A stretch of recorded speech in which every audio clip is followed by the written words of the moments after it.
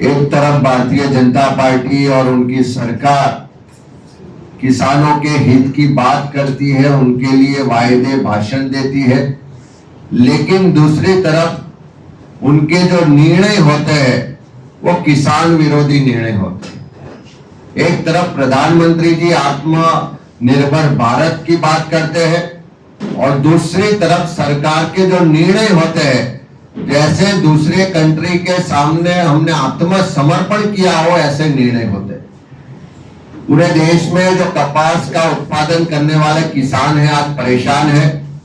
जिस तरीके से सरकार ने जो इंपोर्ट ड्यूटी 11% थी उसको हटा के 0% मतलब बिल्कुल हटा दिया है, वो डिसीजन के कारण आज पूरे गुजरात और देश का किसान जो कपास का उत्पादन करता है वो आज खूब तकलीफ में है।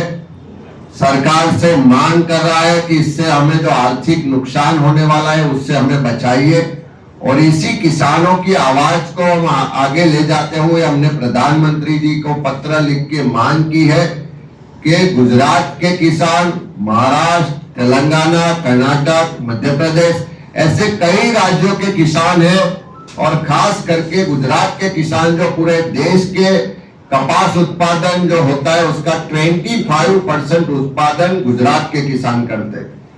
ये किसानों की मांग है कि आपने ये जो इंपोर्ट ड्यूटी नाबूद की है उसकी वजह से जो विदेश से खास करके अमेरिका और बाकी के देशों से जो कपास का यहाँ इंपोर्ट होगा उसकी वजह से यहाँ के किसानों का जो कपास का उत्पादन है उसको पुख्ता दाम नहीं मिलेगा, मार्केट में सस्ते दरों से कपास बिकने के लिए किसान मजबूर होगा। तो उसको मदद करने के लिए हमने प्रधानमंत्री जी से मांग की है कि हर किसान जो कपास का उत्पादन करता है उसको प्रति बेल 15,000 रुपए की सहायता केंद्र सरकार घोषित करे और उसके लिए तुरंत कोई पैकेज योजना लाई जाए और किसान को सीधा लाभ वो दे सके। उसके लिए डायरेक्ट बेनिफिट स्कीम के ट्रांसफर स्कीम के अंतर्गत ये 15,000 रुपए सीधे किसान के अकाउंट्स में जमा करवाए जाए। उसके लिए हमने प्रधानमंत्री जी से विनती की है कि आप शायद टेक्सटाइल इंडस्ट्री, एपरल इंडस्ट्रीज और बाकी आपके उद्योगपति और लोगों को फायदा करवाने के लिए डिसीजन लिया हो तो आपकी बात ठीक है, लेकिन हम किसान की जो चिंता करते हैं, हम किसान के लिए मांग करते हैं कि 15,000 रुपए प्रति बेल सहाय तुरंत डिक्लेयर होनी चाहिए और किसान को तुरंत वो पैसा मिले। इसके लिए डायरेक्ट बेनिफिट ट्रांसफर स्कीम के तहत ये 15,000 रुपए उनके खाते में जमा हो, उसकी तुरंत कार्यवाही करने के लिए हमने मांग की है। विस्तृत रीते बात करें यानी आंकड़ा की है विगतवार माहिती।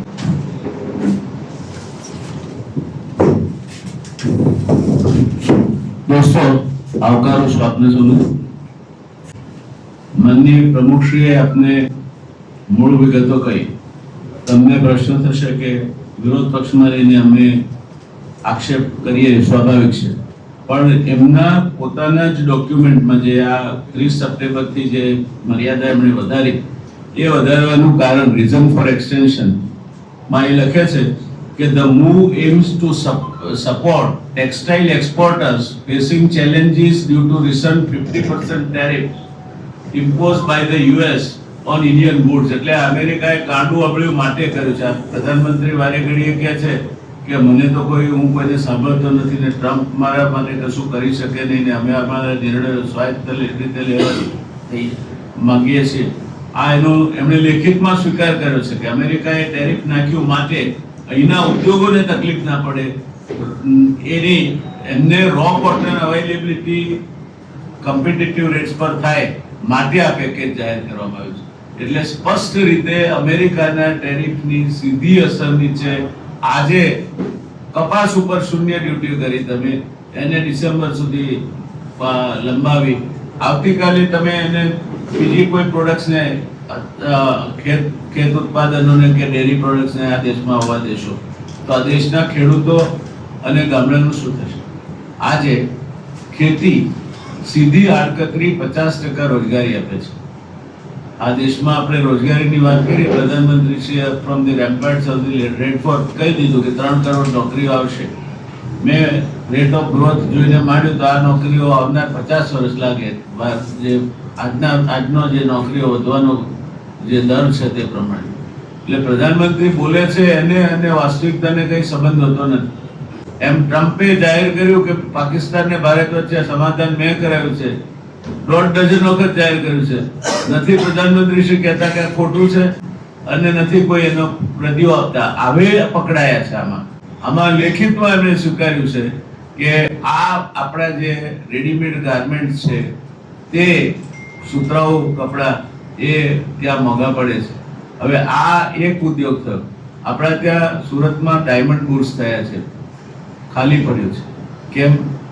તો મોટામાં મોટી ભારતની હીરાની નિકાસ અમેરિકામાં છે. 40% નિકાસ અમેરિકા કરે છે અને એમાં આ 50% ડ્યુટી લાગે એટલે કચ્છર ઘાણ નીકળી જાય હીરા અને ઝવેરાત અને ઘરેણા ઉદ્યોગમાં. તે પ્રકારની પરિસ્થિતિ છે.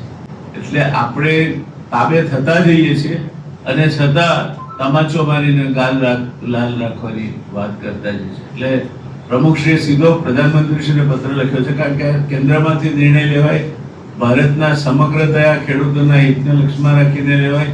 કારણ કે કપાસના ઉત્પાદનને લાગે વળગે છે ત્યાં સુધી આપણે 25% ઉત્પાદન કપાસનું કરીએ છીએ. મહારાષ્ટ્ર 28%, 28.9 એટલે 29% કરે છે. તેલંગાણા 16% કરે છે. કર્ણાટક 7.7% કરે છે અને મધ્યપ્રદેશ 6.1% કરે છે. આ મુખ્ય કપાસ પેદા કરતા રાજ્યો છે. એટલે આ બધા રાજ્યના લાખો ખેડૂતોના ઉપર જેમ પ્રમુખશ્રીએ કહ્યું તે પ્રમાણે હવે કપાસ વીણાવાની શરૂઆત થશે. ઓક્ટોબરના મધ્યમાં કપાસનું વર્ષ છે ને, ઓક્ટોબરમાં શરૂ થાય, સપ્ટેમ્બરમાં પૂરું થાય. એ કપાસની વીણી શરૂ થશે અને એ માલ બજારમાં આવે ત્યારે 11% જકાત આવે. કોઈ ધંધામાં તમે 11% માર્જિન ખેડૂતોને મળતો હોય તો ખેડૂતના ઘેર સોનાના દરિયા થઈ જાય. 11% જકાત કાઢી નાખે ઉપરથી.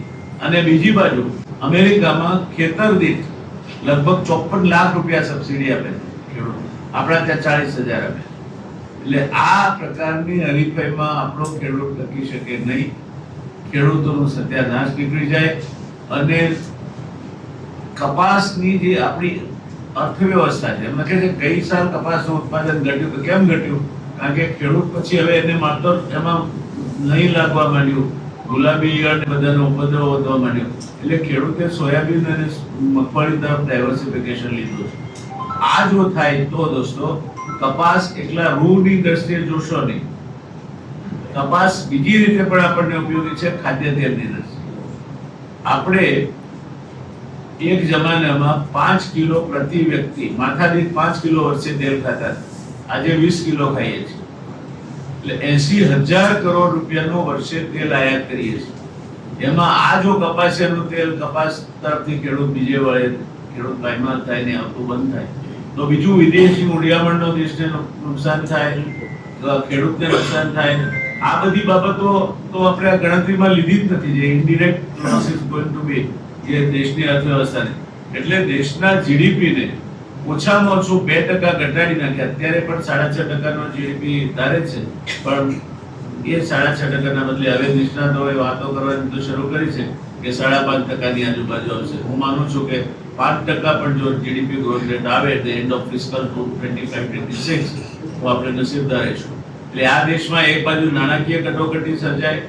એટલે અમિતભાઈએ પત્ર લખ્યો છે, નાણામંત્રીશ્રીને પણ લખ્યો છે એ જ પત્ર કે જેથી સંકલન થઈ અને પ્રધાનમંત્રીશ્રીની જો દાનત હોય તો એ જલ્દી બહાર આવે.